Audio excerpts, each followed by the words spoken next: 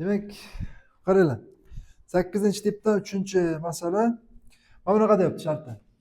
32 butun 508 10 usti 23 da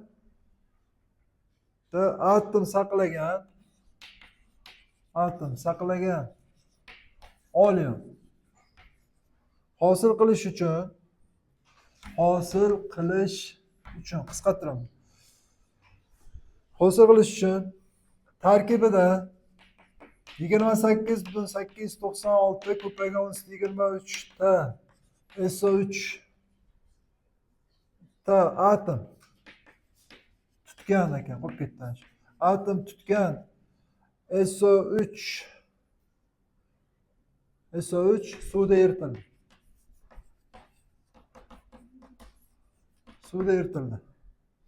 Savol: olingan olyum tarkibidagi SO3 ning umumiy massa ulushi. Umumiy xususiy degan narsa bor, ko'ramiz. Demak, olingan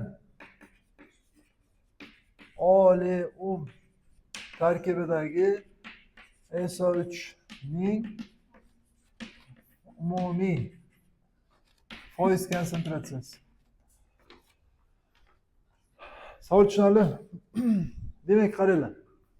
Yana ular o'qiymiz. 32,508 ta atom saqlagan olyum hosil qilish uchun tarkibida 28,896 ta atom saqlagan SO3 suvda eritildi. Natijada olingan olyum tarkibida SO3 ning umumiy foizi necha foiz? Demak, qiladigan ishimiz 32,508 ni bo'lamiz Avogadro soniga.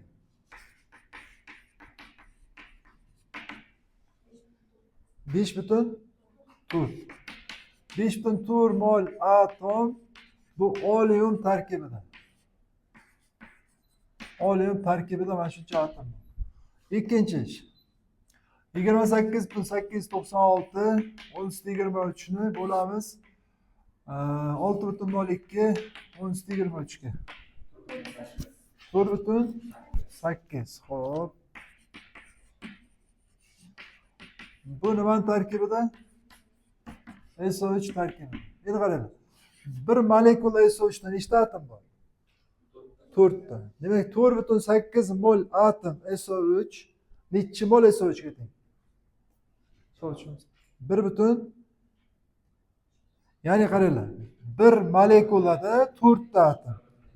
4,8 mol atom bo'lsa, demak 1,2 mol mana shu moddada 4,8 yani 4 barobar ko'p atom bo'ladi. Tushundinglarmi? Demak, mana shu sonni 3-ish. 4,8 da bo'lamiz 4 ga. 1,2 mol bizga SO3 bor. Shu joyni tushunarli? Endi qaranglar.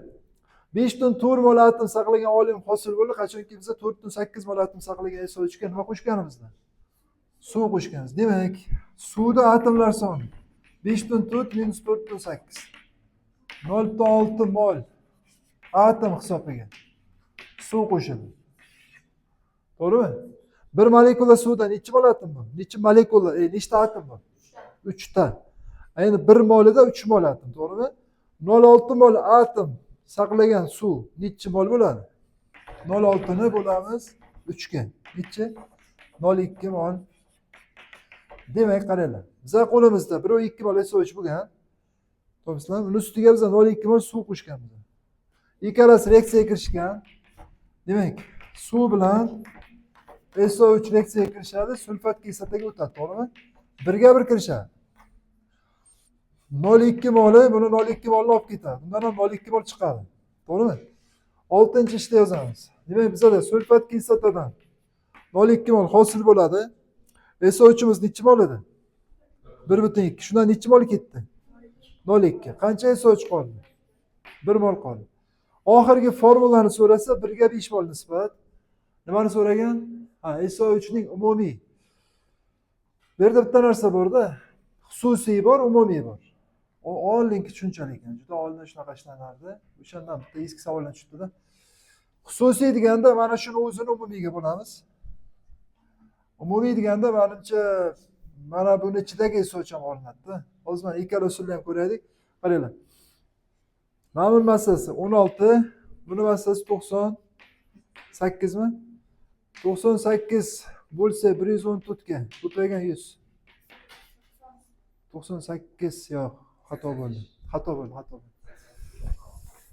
98 emas, teskari yozyaptim. Noto'g'ri, ikkovi o'rni almashib qoldi. Bu 19.6. 0.2 ni 80 ga ko'paytiryapman. 0.2 ko'paygan 19.6 bichi 80. Demak, 80 taqsim 19 necha 99 u 6 ko'paygan necha bo'lar ekan? Bor shu javob. Lekin bu xususiy bo'ldi. Ha? 99.6. Ikkalasini qo'shamiz-da. 99.6. Bu xususiy foizi lekin. Umumiy foizi deganda lekin mana buni ichidagisi ham olinadi-da hozir. Tushunasizlarmi? Ya'ni mana buni ichida ham 16 gram SO3 bor-ku. Qo'shilasizlarmi shunga? 2 ga bo'laversak shuni.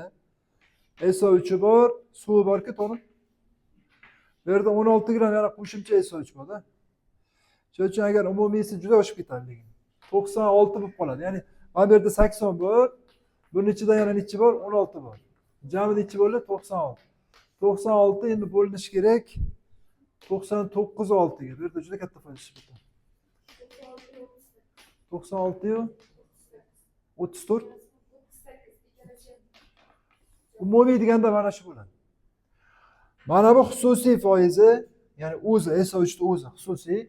Umumiy deganda uni ichidagi SO3 olib kelib qo'shiladi. Tushunarli? Hozirgi masalaning javobi mana bu. Umumiy degan foiz mana. Xususiy desa mana bu bo'ladi. Tushunarli? Ikkovining farqi bor-da. Farqi bor. 99.6 qayerdan keldi? 80 ga 19.6. Umumiy olim masalasi. Tushunarli? Yozib oling. O'zi yana shunga o'xshagan ishlar ko'rasiz.